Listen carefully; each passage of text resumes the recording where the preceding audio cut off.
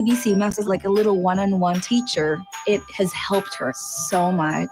We're offering a promo at abcmouse.com/radio to try it for free for a month. Then $14.99 per month until canceled. Go to abcmouse.com/radio to see this offer. That's abcmouse.com/radio. Actual ABC Mouse users compensate for their testimonials.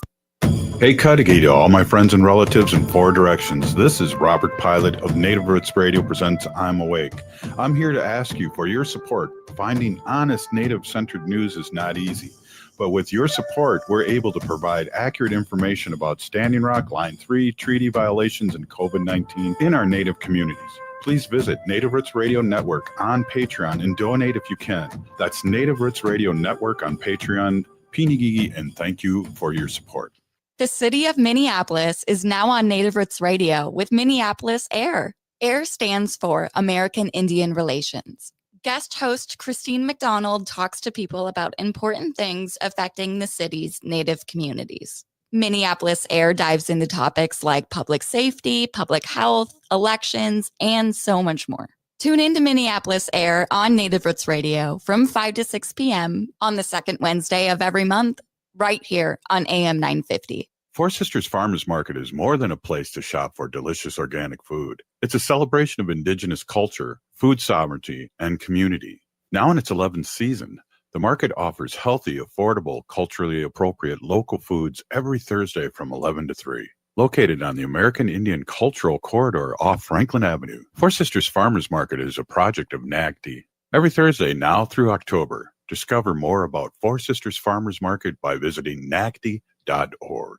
For years, my father sexually abused me. For years, I abused alcohol and drugs to stop the hurt and rage. For years, I was afraid I would become a perpetrator just like him. I'm sober now. I've received help to recover from sexual abuse. I rely on our pipe, our ceremonies, and our culture. For the rest of my life, I'll be learning how to live with my past, because overcoming the abuse of my childhood has made me the strong man that I am today. As men in our Indian communities, we must hold each other accountable and overcome our own past of sexual abuse so that we can break this cycle. Sponsored by the Minnesota Indian Women's Sexual Assault Coalition. This is Robert Pilot, host of Native Roots Radio. At the Great Minnesota Get-Together, Native voices take center stage. Experience powerful drum performances, meet Native authors, and explore Indigenous food traditions at the Common Table in the Agriculture Horticulture Building.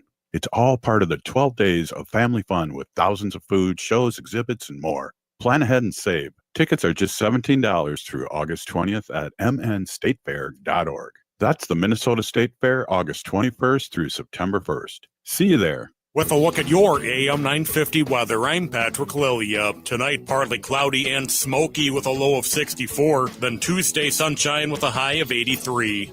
Nightingale is your cozy, comfortable neighborhood bar and restaurant at 26th and Lindale in Minneapolis. Come in for the famous Nightingale burger or the ginger tamari chicken wings. View their menu or place a takeout order at nightingalempls.com. Portions of Native Roots Radio may be pre-recorded. It's a good day to be Indigenous. Get up, stand up. They are going to become more brutal. Because all the hippies are trying to be Indians anyway. They're going to become more repressive because it's a matter of dollars and their illusionary concepts of power. Hey, Victor. We must live in balance with the earth. And also with recent happenings at Wounded Knee. I am awake. Welcome to Native Roots Radio presents I'm Awake, and I'm your host, Wakanja Hade. Hey, Cudahy to all my friends and relatives in four directions. You are listening to Native Roots Radio presents I'm Awake, and I'm your host, Robert Pilot. Hey, we discuss local, national, Native news and events, and as you know, Native issues are human issues, and human issues are Native issues. Hey, I want to really thank our guest, Rachel Dionne-Thunder, for coming on, and she is with the Indigenous Protectors Movement, and really always great to have you on. You've been, you've been on the show maybe the last 5 years. It's just great to see you. Yeah, I think it has been about 5 years, Robert. Thanks for having me on. I'm a little bit tired. Just full transparency. Took the interns out from IPM today to the Navy walk that IPTF and Sharon Day do every year. And so we were out walking and running today for the water, but it was beautiful. It was really nice to be out there. Wow, that's awesome, and that's Mhm. another big Gigi. Thank you for coming on, for being tired. You're always a great Mhm. guest, and I would really love if you could tell our listeners a little bit about yourself and Indigenous Protectors Movement. Sure. Where do I start? So my name is Rachel Tansey. I am Big Stone Cree Nation, Plains Cree, Nihio, Nihiwak, Treaty 8. Currently live here in South Minneapolis, American Indian movement, second generation, and one of the co-founders and now vice president of the Indigenous Protector Movement. And so the Indigenous Protector Movement is a indigenous based org here in South Minneapolis that myself, my husband, Vinny Dion, Crow Belcourt, Jolene Jones, and Nick Estes started back in 2023. So we're pretty new. Um, and what we really saw was this niche in community that wasn't being met. And when I talk about this niche, I mean this in like resources for indigenous activism, right? And so like traditionally in the past, there were entities here that were functioning at a high capacity, like the American Indian movement, and things have just dwindled down over time. And we saw this need to start something new and fresh while also honoring the past and the history and all the sacrifices, and also carrying that name on. And so that's why we started IPM. And we've been pretty busy since the jump. I think that a lot of the listeners probably know about Mini Shields. That's one of our programs that we do sponsor here in South Minneapolis. And so that's all Native Indigenous men, finding a traditional role and purpose in a modern setting, and helping protect and keep our community safe, and also growing and healing as men. I was listening to one of the commercials as we were coming on, and it made me think about the work that we need to do in healing each other, holding each other accountable. And so that's like that brotherhood that's started with Many Shields. And then we have kind of like the sister program called the Women's Warrior Society, um, that we also run. And we meet every other Tuesday. We're actually going to have a meeting tomorrow night where we're going to be planning a smudge walk coming up. And so just invite all of our Native Indigenous sisters to come join us. It's from 5 to 7 p.m. at the Minneapolis American Indian Center. And so we're going to have that tomorrow night. We serve food and just spend time together, and plan. Sometimes we do self-defense classes. We've done Narcan trainings. We have a CPR training coming up. And so the thinking is to empower our women in community to not only to protect themselves, but to protect their children, their families, and if they need to, their community. And we want to empower them in order to do that, to feel safer, to feel stronger, to have that sisterhood built here in South Minneapolis. A lot of natives come here from like reservations, and they're looking for community, and that's a big part of what we do at IPM is community building. Building our community stronger, because we are an action and advocacy based organization. But if our community is not strong and healed, how can we expect our people to respond when these issues pop up, right? Yeah. Wow, exactly. So yeah, so we have to focus on healing this multi-generational trauma, and we need to shift that mindset to multi-generational healing. We need our people to be sober. We can't just expect to continue to survive. We need to shift into a thriving mindset.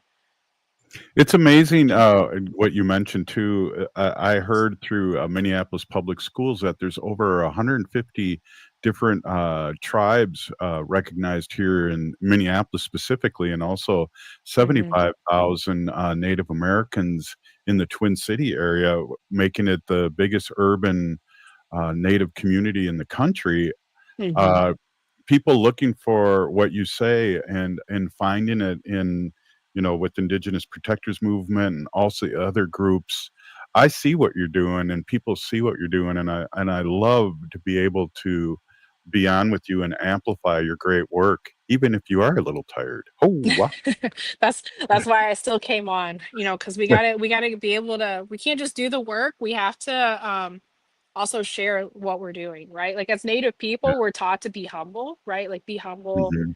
be humble in what you're doing, and like we need to keep that tradition, but we also need to like be more comfortable in using our voices. Use your voice, speak it out, into the universe, like what you're doing or what you want, like you're setting that intention, and like how are people going to know what we're doing or what they can attend or what they can go to, or how they can plug in if we're not speaking it out except for our inner circle. So that's something I really advocate for. Well, and I see on your post from your site and your personal posts on social media that it's a groundswelling. There is quite a few people that are doing, the Women's Warrior Society and Many Shields. And Hmm. to me, being an old person, that's really exciting to see, these kind of actions come back. Like you said earlier, just last week, it was 1968 when American Indian movement started in Minneapolis, and Hmm. we love talking about that. But also now with Indigenous protectors movement stepping in, there's hope, and there's a voice, and I appreciate what you and your husband and all the members are doing. Yeah, and there's so many people, because you're right, because it's not just me and it's not just my husband. Like there are countless people out here every day, that go unnoticed, that are putting that work in, and that is really what it is to be American Indian movement. American Indian movement is a spirit, it's a way of life, it's a way of being. And even before it was officially founded in 1968, the American Indian movement existed. Sitting Bull was American Indian movement. Mm. All of our ancestors were American Indian movement. American Indian movement has existed since the beginning of colonization. It's how you choose to live your day-to-day life. It's what are you doing to better yourself, better your family, better your people, to bring us into those better days, to heal our people and to ground yourself in that traditional spiritual way. And American Indian movement did a beautiful thing. It made it really cool to be Indian again, right? Like Yeah. it was like everybody wanted to be Indian and was proud to be Indian and proud of our ways. And they did a lot of beautiful work. And now, we're in a new day. It's a new time, some similar issues, but we're up against some stuff that I don't think our ancestors ever dreamed of. And we got to all come together. We got to heal. We got to get sober. We got to support each other, to get through this. Right on. Hey, we're here with Rachel Dionne-Thunder, Indigenous Vice President and co-founder of Indigenous Protectors Movement here in the Twin Cities and nationally. And we're going to take a quick break. This is Native Roots Radio. Hey, it's Robert Pilot from Native Roots Radio. The Minnesota State Fair is packed with 12 days of fun with food, rides, animals, shows, and much, much more. And right in the middle of it all, you'll find Indigenous voices making an impact. Seat the common table for lessons in Indigenous food justice. Visit with Native authors and watch drum groups. Plus, stop by the Native Roots Trading Post back at the West End Market. Tickets are just $17 through August 20th at mnstatefair.org. The city of Minneapolis is now on Native Roots Radio with Minneapolis AIR. AIR stands for American Indian Relations. Guest host Christine McDonald talks to people about important things affecting the city's Native communities. Minneapolis AIR dives into topics like public safety, public health, elections, and so much more. Tune in to Minneapolis AIR on Native Roots Radio from 5 to 6 p.m. on the second Wednesday of every month, right here on AM 950. Well, here we are again, and I got to tell you, Jim, this match has me really concerned. Here we have a powerful heavyweight, a train, weighing in at 6,000 tons. And this hasty lightweight challenger, a car, at just 1.5 tons.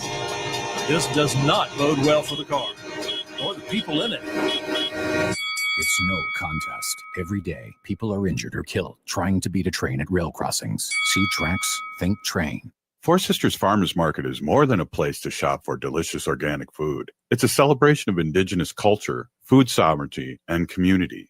Now in its 11th season, the market offers healthy, affordable, culturally appropriate local foods every Thursday from 11 to 3. Located on the American Indian Cultural Corridor off Franklin Avenue, Four Sisters Farmers Market is a project of NAGD. Every Thursday now through October, discover more about Four Sisters Farmers Market by visiting nagd.org.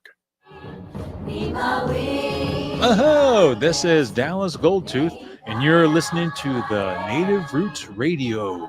Hoka, hicha, wecha. Welcome back to Native Roots Radio presents I'm Awake, and this is Robert Pilot. Hey, welcome back, everyone. We are here with Rachel Dionne-Thunder, Indigenous Protectors Movement, and we're kind of talking about the history. And I'd like to get into the nuts and bolts of what you guys do. I know I see you on the Woman Warrior Society and Many Shields doing work in the community. Let's talk a little bit about that. Right. So, we talked a little bit about that.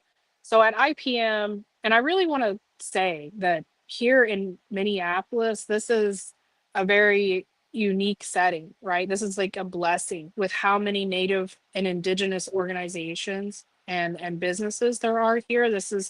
There's not anywhere like this that is so centralized in the rest of the country, in an urban setting.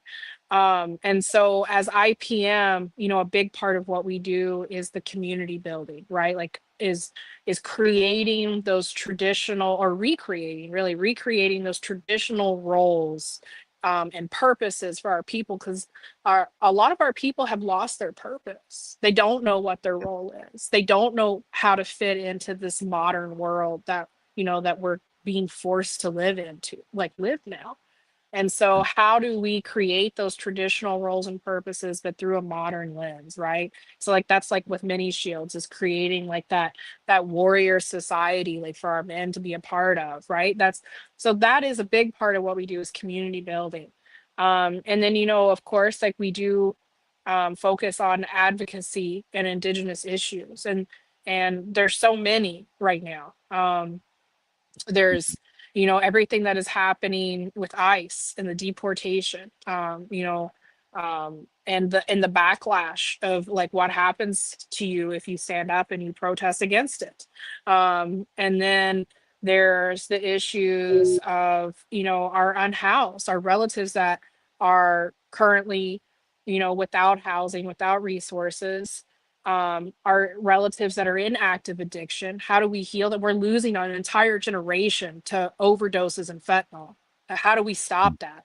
And then you talk about community safety, talk about like when AIM Patrol was a thing. AIM Patrol was never having to go up against fully automatic guns with switches and drums on them. So how do we as a people, they say like, who keeps us safe? We keep us safe. Well, how do we keep us safe when you're going up against something like that?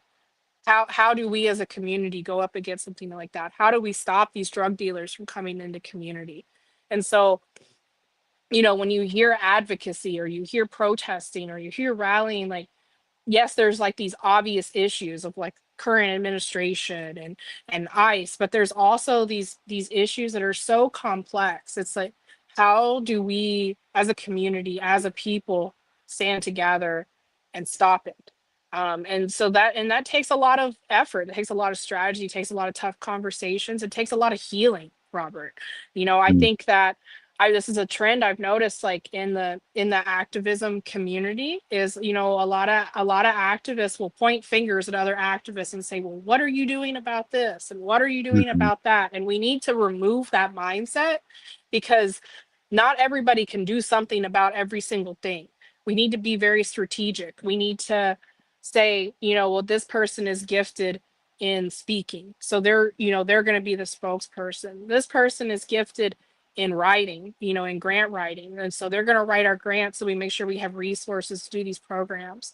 And so we can't just expect every single person to be out boots on the ground. Everybody has their gifts and their strengths that are given to them from Creator, and we need to be strategic about that, and we need to be positive about that. We need to shift from these unhealed toxic negative mindsets. We need to support our youth and these younger generations and younger leaders coming up. There's a lot of gatekeeping that happens. And so all of these things like need to be addressed. They need to be addressed like within community without the finger pointing, because when the finger pointing happens and the blaming happens, there's no real positive solution that comes out of that. And so at IPM, we really try to center ourselves around people, around our elders, around individuals, organizations that have that positive mindset, that are solution driven, that have a vision for the future that they're making, tangible steps towards. And then how do we as IPM do our piece to fit into that, whether it's the community building, whether it's advocacy, whether it's a protest or a march or a ceremony, how can we fit into that piece? That's I really appreciate you bringing that up, and we tiptoe sometimes around what we call people, like you said, gatekeeping and being negative towards each other, and we need to call that out in a good way and be a good example. I just ignore it because you can't butter the right side of the bread for a lot of people, and a lot of them aren't doing anything. Your Right. boots on the ground, your husband's boots on the ground, and those people aren't healed. So if I look at it in that way, I can move forward and keep on doing what I'm doing, whether it's the radio show or whether it is going Mhm. boots on the ground. And so Yeah, and it's that's your it's part, hard. Robert. I mean, like look at all of this news and information that you spread across the world, across Indian country, just from doing this show. You know what I mean? Like then that's just one piece of what you do. And then, all the work you've done with youth and kids over the years, like everybody has their part. And I think it's also important to remember that like we do need to hold each other accountable, Mhm. but we need to do it in a way that, like don't make a Facebook post about the person. Sit down, give Right. tobacco. Like if you need somebody to help you with something, offer them tobacco. You Mhm. need to honor those ways and set that intention, like that positive energy in our interactions. And I think that we just get caught up in emotions, Yeah. and because these are like very tense issues. These are issues that our people are dying. Our people are dying, and it's serious. It's very serious things, and so we get caught up in that, and then we forget to do our relational conversations. And that's part of our power is our connection to each other. um and if people want to have a toxic mindset, or they are not open to healing, that's on them. You know what I mean? Like Yeah. we can't take that personally. We just have to continue to move on and do better so our next generations have a better mindset. We need to set that example. Well, I know you do, and I know your husband does, and I know your family does, and it is the next generation. You have a little one, and you have stepkids, and I have grandkids, and it's not about us anymore, is it? It's about the future generations, as our elders talked about, the next 7 generations. And some of these issues, like we talk about like sobriety, the drug and alcohol epidemic, the fentanyl epidemic, and people are like overwhelmed. They're like, how are we going to stop something like that? But I would say that anything is possible. We can't forget that like when we come together as Indigenous people and we come together in a good way, we come together in prayer with good intention, with good hearts, good minds, and we really do the work, we do the damn work, Robert. Like Yeah. nothing is impossible. And I mean, Leonard Peltier being free after nearly 50 years of incarceration is a testament to that. Yes. Like you never give up. You can never give up. Don't ever give up on yourself. Don't ever give up on your family, your children, and do not ever give up on your people, because nothing is ever a lost cause. Well, Rachel, great words as always. I want to just talk a little bit because I know you're a little tired, and we're going to have Dr. Stately on next. But I wanted to bring up Mhm. that some of the work you're doing with the youth, and one of it is a podcast over at Mhm. I was really happy to be able to see that go on and have a few of them on as guests at KFAI when I was on, and maybe you have a little update. And this Yeah. is another leg of your work. Sure. So this year at IPM, we took on 2 interns from Indigenous Peoples Task Force through their intern program. And the whole focus of their internship with IPM is to produce and film and publish a podcast for IPMs. And so the interns have named it Sage in the City. And each episode is going to focus on an issue that is present here in community, but also is like present across Indian country. And so they're going to look at, how that issue is being addressed here locally within this community and then also nationally. And so they just finished filming their very first intro episode. And so stay tuned. It'll be coming soon on, all of the different platforms, Spotify, Apple Podcasts, Facebook, YouTube. So yeah, we're really excited about that. It's called Sage in the City. I like that name better than Native Roots Radio, darn it. They came up with it. All credit to our youth. No doubt. Well, a big Pinigigi, if anyone wants to donate or find out more about your organization, Indigenous Protectors Movement, is there a place where we can land? Yeah, for sure. So we're on Facebook, Indigenous Protector Movement. We're on Instagram, Indigenous Protector Movement. On Facebook, there's a link, like a button right there. You can donate. We also have a website, indigenousprotectormovement.com. It has all of our programs. If you want to read more in depth on our history, where we're at, where we're going. And there's also a donate option on there too, Robert. Excellent. Rachel, Dionne-Thunder, thank you. Indigenous Protectors Movement, Pinigigi, thank you so much for coming on. And really, you're always great. And we got to make this happen more often. Thank you so much. Yeah, for sure. Thank you, Robert. I'll come on more. I'll make time. Right on. Okay, everyone heard that. Right on. All right. We'll be right back with Dr. Stately. This is Native Roots Radio. Hey, it's Robert Pilot from Native Roots Radio. Native culture is alive and thriving at the Minnesota State Fair. The Native Roots Trading Post is back at the West End Market where you can support Indigenous artists and makers. And don't miss the Native Pride dancers performing on the Summit stage at the Bazaar August 31st and September 1st. From music and art to food and storytelling, Native culture is everywhere at the State Fair. Tickets are just $17 through August 20th at mnstatefair.org.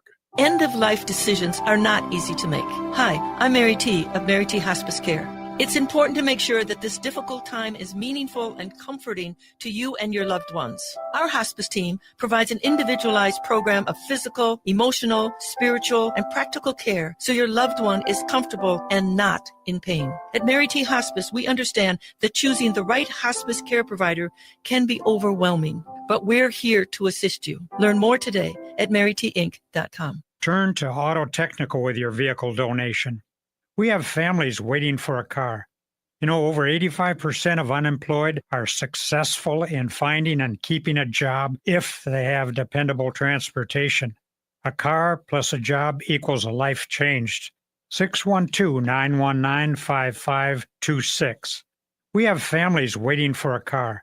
919-5526 or autotech.org. Hey, this is Patrick for Zero Res. Did you know that August is Pet Appreciation Month? Zero Res is safe for all pets with no harsh soaps or chemicals in their cleaning products. If you have a pet like I do, you know they like to leave little bits of themselves around the house, whether that's fur or dander or worse, and you should call my cleaning heroes at Zero Res to get things back in shape in your house. Carpet, tile, hardwood, rugs, upholstery, air ducts, every surface in your home can be Zero Resified. If you haven't tried out Zero Res or it's been months since your last deep clean, then now is the time to call. Right now, you can get your entire home Zero Resified from Minnesota's ultimate carpet cleaner and get 3 rooms of carpet cleaned starting at just $149. Take 15% off pet odor treatments and 50% off an air duct cleaning. Schedule your appointment today at ZeroResMinnesota.com or call 9520-RES and ask for the AM 950 special. Back order forward spells the same. Zero Res. Hi, I'm Peter Solak. And I'm Adam Ostrowski. We are here at Woodland Stoves and Fireplaces to talk about outdoor fires. Sitting around a fire is the oldest, most basic form of human activity. What's new is in the way fire is burned. We can show you how to burn cleaner with a lot less smoke. The radiant heat and light from an open fire is unmatched. It kindles our spirits and connects us to the outdoors. And now it's easier to experience and enjoy. Woodland Stoves and Fireplaces sells and installs wood and gas burning fire pits and fireplaces. Let us help you experience an outdoor fire without all the smoke. Come see the many ways you can enjoy a fire outdoors. Woodland Stoves and Fireplaces has over 35 working wood and gas units on display at the corner of East Franklin and Riverside Avenue in Minneapolis.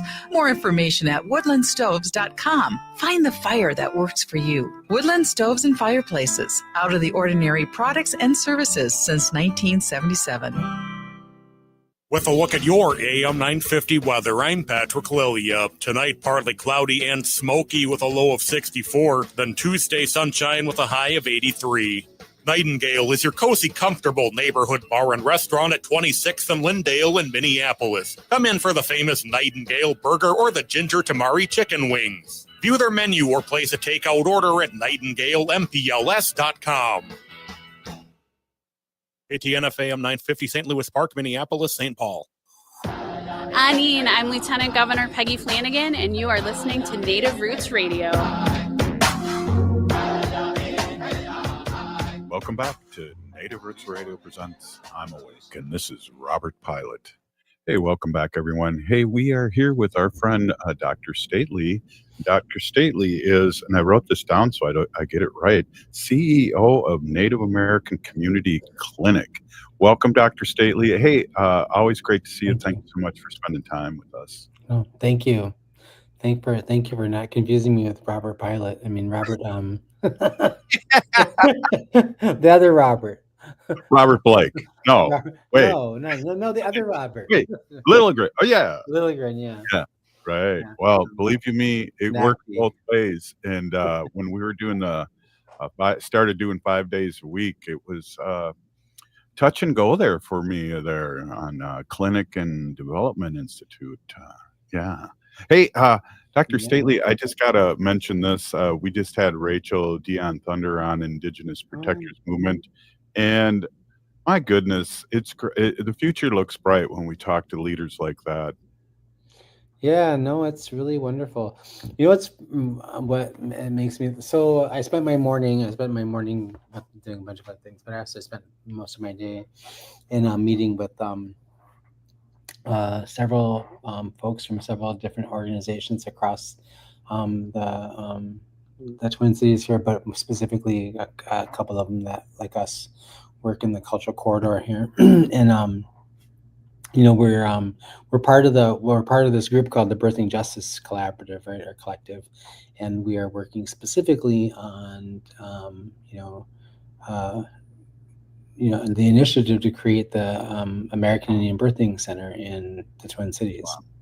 Right, and I didn't know this at the time that we were starting that process, but apparently, like there is not another Native American Indian owned and operated birthing center in the United States, the contiguous United States, and that we would be the first one. So, like, you know, like the effort and the work that goes into developing this thing as part of our collaborative is really challenging, right? Of course, like, gosh. You know, it's hard to do something when there's not a model for it already. But just sitting in that space today with people and spending time talking about all of the different things that all of our partnering organizations do already in this space, and all the things that we have, ideas we have for advancing maternal and child health through this birthing center. And it just was like I had this moment where I was like, looked around the room and I was like, this must be what it felt like to be, you know, some of our elders from the generation before me, like my mom, Clyde, all these folks that sort of like helped create a few things, right? Sat around and talked about the issues in our community and the challenges that we had around, you know, health disparities, mortality, all the things all the violence and all these other things that they were confronted with many of the same things that we are still struggling with at different times here in the Twin Cities now, right? But I was like, at the end of the meeting, I was like, this is what it must have been.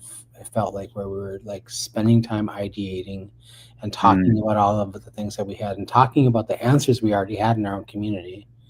Wow. And how we would go to legislature and how we go to these philanthropy and we go to these places to ask for the support to let us just do the work that we already know how to do. So it was like just a really beautiful day for me. I was like, wow. And so when I see Rachel, I see her husband, Vinny, and a bunch of other young people in our community doing amazing things. I just feel really inspired. I was like, we're doing the work that the generation before us did and the generation before them did, this that we're carrying forward. And our responsibility is to do this work in the best way we possibly can and then hand it off to the next generation. Right. So that in 2 or 3 or 4 generations, it's still there. It's bigger or even brighter or better. And then that's the work that we have to do as Native people in our communities, is to hold that work and carry the work forward from one generation to the next, pass it on, give it legs, support the young people doing it. And I'm really happy for Rachel and all of those folks who are stepping into those spaces. And I'm closer to the end of my career than I am at the beginning, and she's starting, and I'm really proud that she's doing that work. So pretty cool. Yeah, very cool. I remember Madonna, Thunderhawk. There was a lull in the time where activism was really happening, and then Standing Rock hit, and it really built her up again. I mean, she's in her 80s now, and she's been involved with everything. But she was like, for a while there, where is everybody? And now, that they talked about the 7 fires, and I really believe that, and I've seen it, and I've experienced it myself personally from Standing Rock, that all these good things are happening, and our youth are, I just have nothing but positive feelings too, Dr. Stately. Yeah, I feel like when I'm in those spaces and I'm having conversations with those young people who are really stepping into those difficult moments and those spaces, and navigating that space with leadership, even if they've never done it before, then they're like asking elders for advice, and they're like taking that advice, and they're sort of like working strategically to do those things. It makes me feel hopeful. Makes me feel hopeful. There was like a few moments over the last few years where I didn't feel all that hopeful, but right. And I think that's what Madonna was talking about too. And now we see it, the language, and, we talked about a lot with, we had the boarding school issues, and they were trying to get rid of us. And some of the way to deal with that would be to just, I don't want to say be colonized, but fit in, and not for the protection of your children. And I think now this generation's really popped up in the last 2 generations, I think. Yeah, I mean, there's a lot to be said for like, that strategy for surviving, right? Yeah. I remember one of my most difficult conversations with my mother when I was young was a conversation I had with her when I was upset with her. I was angry with her. We were having some challenging times, and in my teenage years at 16, 17, 18 kind of a thing. And I was mad, and I was pissed about something. And, and one of the things our fight was about, I wanted to she sent me and my older siblings to boarding school when I was 5 years old. And, I wanted to, I asked her, why did you do that? Why did you make that decision? And I think I was mad at her, and she had a few drinks, and we were arguing, and I said, did you know what those people did to me there? And and she had a moment where she was crying, and we had that thing, and I'll never forget the impact of that. conversation on me. She goes, well, I didn't have a choice. I was child protection was going to take you all away from me. And I knew that, and this is 1965 or 66. So, what she knew is that like families that were taken away from their parents, children that were taken away from their parents, they were put into, dispersed and put in different homes, and those families never saw, a lot of them never saw their children again, or their siblings again, right? Right. And so, I remember when she said that, it was like a pile of bricks fell on top of me, where I was like, oh gosh, I'm being a little bit of a-hole here and attacking her. Those conversations I would have with her, like, why didn't you teach us their language? Why didn't you teach us these things, right? And she was like, well, my grandparents encouraged us not to do that, right? And that was the legacy of those generations of boarding school survivors and attendees that went before me, my mom, my grandparents, my great-grandparents. Yeah. We were encouraged not to do it. So it's interesting with my family, which was a large family. My gaga, my grandma, it took one of her sons, my uncles, my daga, everywhere she went when it came to powwows and all that, but just one out of the 11. And he isn't a gatekeeper, but he has knowledge whenever I want to know anything about the family, or so there. She did do that. Yeah, I think one of the things that I remember my mom having really like intentional conversations with us about like, you take care of each other. You and your siblings are the only thing you have is each other, like this. So that those relationships are like the most important ones to protect. And I just remember like, those conversations from a very young age, and those are still conversations that stay in my head. I have these conversations now with my own sons. They have their little bloody wars that they have sometimes where they get upset with each other, like who pulls more girls from whatever social they're on or whatever, and they're having little wars about it. And I'm like, hey, like, you can't fight with each other about this. Like, you're all the other person has, really. If I was gone tomorrow, you'd be this guy would be your only and deepest and longest friend and confidant that you would have in your life. You have to treasure that relationship. Amazing. Not saying you can't be mad at them. Like, you just can't like hit each other, punch each other, or talk disparagingly about each other. It's just not not something we do. Yeah, and it's interesting. We have to teach our young ones, and it's really gotten in my face right now because I have a grandson and a granddaughter that are twins. 1 year old now, and you think about things like that, Yeah. My son's turned 18 a couple months ago, and I just think about like where I was when I was their age, and I look around and I think about all of the things that weren't here when I was 18 that are here now, and all of the things that our generation, the generation before us, and the generation before us, before that generation, built for their beneficence, right? And I talk to them about that. I'm like, you have a responsibility to continue this for your children, your grandchildren. Well, I'm sure you've been a great example. Hey, we're here with Dr. Stately and Native American Community Clinic President and CEO, and we'll be right back after this short break.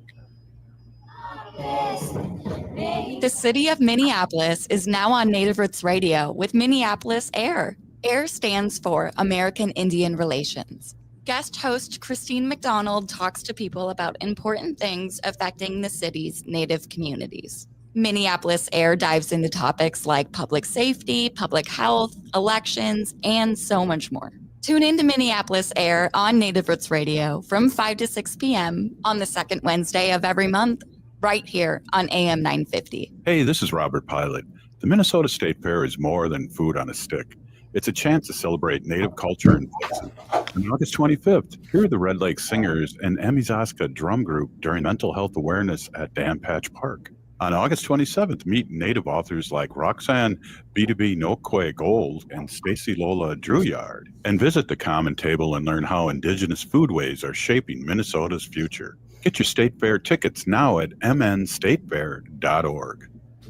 Registering with the Selective Service System is something every 18-year-old guy is required to do. That's the Selective Service, not the Secret Service. When you register with Selective Service, you won't be guarding the president. Nobody's going to give you sunglasses and a black suit. You know what happens when you register with Selective Service? You'll stay eligible for college loans, jobs, and training programs. If you're a guy turning 18, go to sss.gov and register. No, karate classes are not included. Four Sisters Farmers Market is more than a place to shop for delicious organic food. It's a celebration of Indigenous culture, food sovereignty, and community. Now in its 11th season, the market offers healthy, affordable, culturally appropriate local foods every Thursday from 11 to 3. Located on the American Indian Cultural Corridor off Franklin Avenue, Four Sisters Farmers Market is a project of NAGD. Every Thursday now through October, discover more about Four Sisters Farmers Market by visiting nagd.org.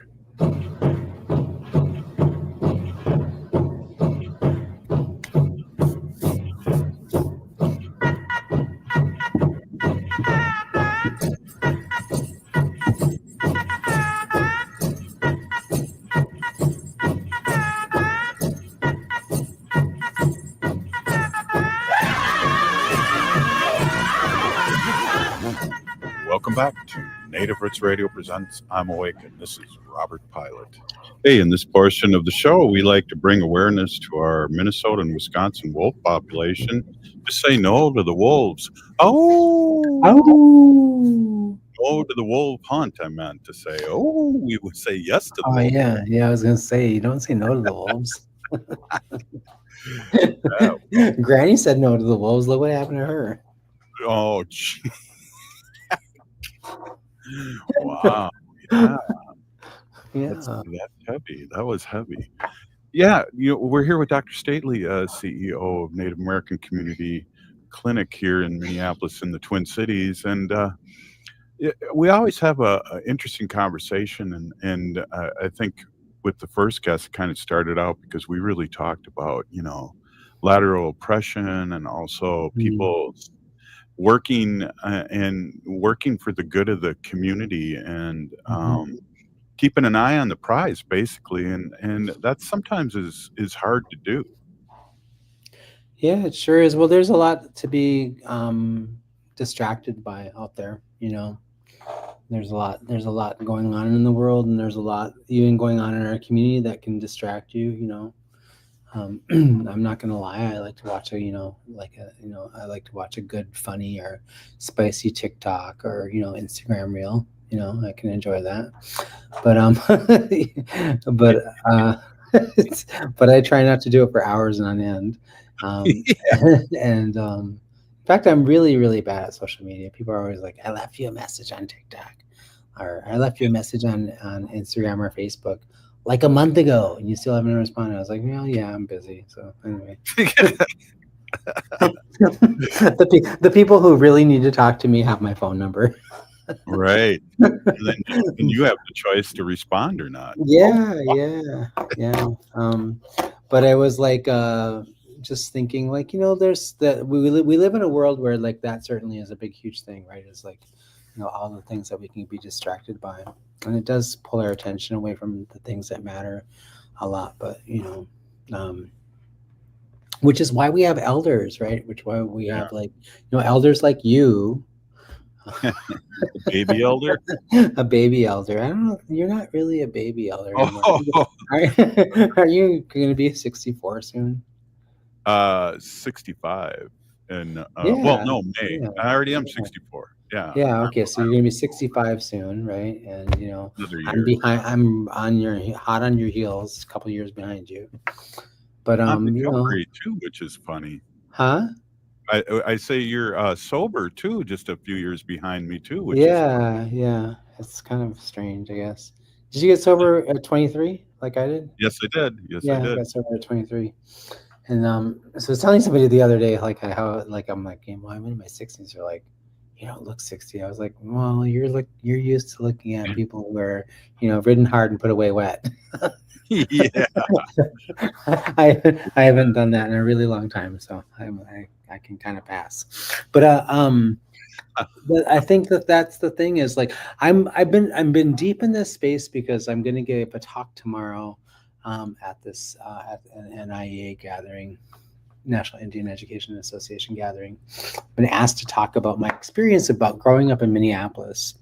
During the 60s, 70s, and 80s, during the time when there was like this big, when the big huge Renaissance was happening, the revival of the Native culture and language and history, and then like the survival schools and things like that, and just like to talk about like what it was like to live here in this space and place and be a young person growing up and watching all of this unfold before me, right? And how that sort of informs like my worldview of things and how, and it was like, I had to carve my own way too. I was born and raised in a community of like, activists, and I had, I knew I had, loud and angry aunties at the tables of my dinners and things like that, long before there was Instagram and TikToks, right? And so, those are the things that shaped who I was most of my entire life, because, my mom and many of my extended family members, both men and women, were really deeply involved in, the early shaping and the cultivating and the growing of American Indian movement. The Belcourt brothers were my uncles through marriage and through, I was involved in their lives. They lived, my uncle Les Belcourt and my aunt lived across the driveway from us for most of our lives, and I had, Clyde and Vernon's children were my cousins, and I spent lots of time with them, and Dennis and my aunt Jeanette had children, and I grew up with those. So I was like, I'm going through Dick Bancroft's book, and I'm reading about some of the stuff and trying to just kind of remember what it was like during that period of time and center my mind there. And I'm thinking about how, like, when I was a little kid, I didn't really know what the hell they were up to. They were just my uncles, and they were just my, and they were, and Pat Bellinger and all these other people. They were just my aunties. They were just like, people I would see regularly at my house. And why does Clyde have a bullet hole in his chest? Well, yeah, I mean, I don't remember that, but but yeah, holy, they just look just indigenous as F, And I was also looking through like a that Dick Bancroft book, We Are Still Here, which is his photo history of the following the American Indian movement. And I saw a picture of my sister's husband, Gabriel Horn. He was my teacher in high school for English and a couple of other classes, but he was also a teacher at Red Schoolhouse, which I ended up working at later in my life too. So wow, it was like one of these. So it was just like I was going down this memory lane about like my early childhood and my early adolescence here in Minneapolis and how all that shaped who I was. They moved away from here when I was 23 years old and lived on the West Coast for 18 years before I came back, or 19 years before I came back.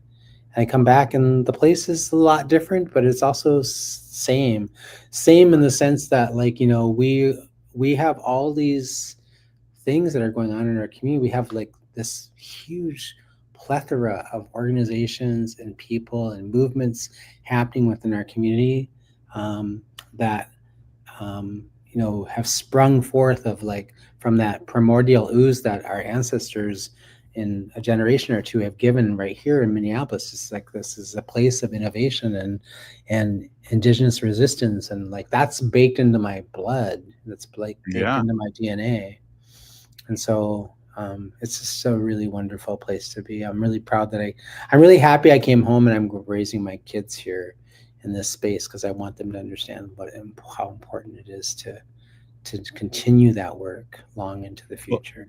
It's so interesting, and that's what Rachel and I were talking about in the beginning of the show too. Yeah, and geez, you know, all the bars are gone from Franklin Avenue, but we still have.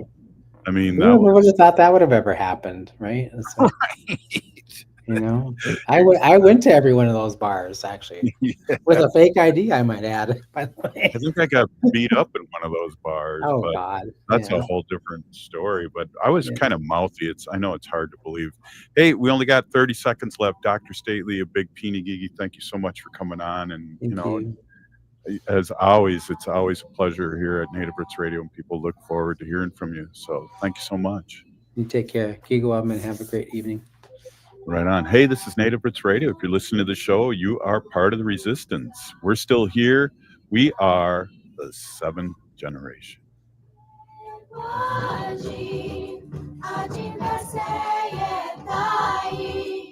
The city of Minneapolis is now on Native Roots